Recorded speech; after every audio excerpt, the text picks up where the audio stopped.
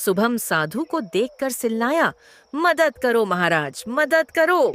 ये सुनकर बाबा जी ने पोटली में से एक सुनहरा बीज निकाला और बोले, इस बीज को बोते समय जिस फल का नाम तुम लोगे, ये बीज उसी फल का पेड़ बन जाएगा। उस पेड़ के ही फल तुम्हारी गरीबी दूर करेंगे।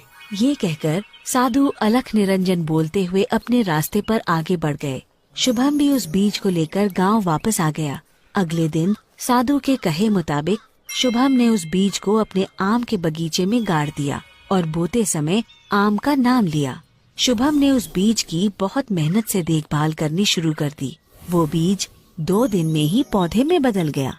तीसरे दिन शुभम ने जब आकर ये सब देखा तो बोला, अरे ये बीज है कि जादू की टोकरी इतनी जल्दी पड़ गई।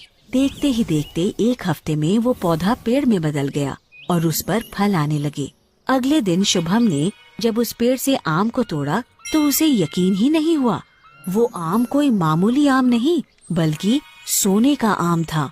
शुभम तुरंत उस आम को लेकर बाजार गया और इस आम को बेच आया। उसे बेचकर उसे इतने पैसे मिले जितने वो साल भर में भी नहीं कमा पाता।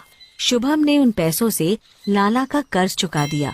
इतनी जल्दी कर्ज चुक जाने से लाला हैरान तो हुआ, लेकिन उसने इस पर ज्यादा ध्यान नहीं दिया। धीरे धीरे शुभम बहुत अमीर हो गया और उसने नया घर, नई गाड़ी और गांव में कई दुकानें खरीद ली। ये सब देखकर लाला जलन में फूंका जा रहा था। वो बोला, ये फकीर जो सड़क पर आने वाला था, इसके पास ऐसा कौन सा खजाना आ गया जो इतना हवा में उड़ रहा है? आज तो पता करके रहूंगा।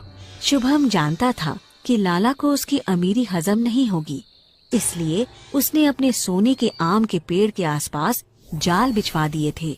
लेकिन लाला को ये बात नहीं पता थी। जब लाला शुभम के बगीचे में घुसा तो सोने के आम देखकर बोला, अच्छा तो ये राज है इस फकीर की अमीरी का। अभी इसकी अमीरी निकालता हूँ। आज इसके सारे आम गायब कर दूंगा। ये कहकर जैसे ही लाला पेड़ के पास सोने के आम तोड़ने बढ़ा, वैसे ही उसका एक पैर जाल में पड़ गया और वो वहीं उल्टा लटक गया।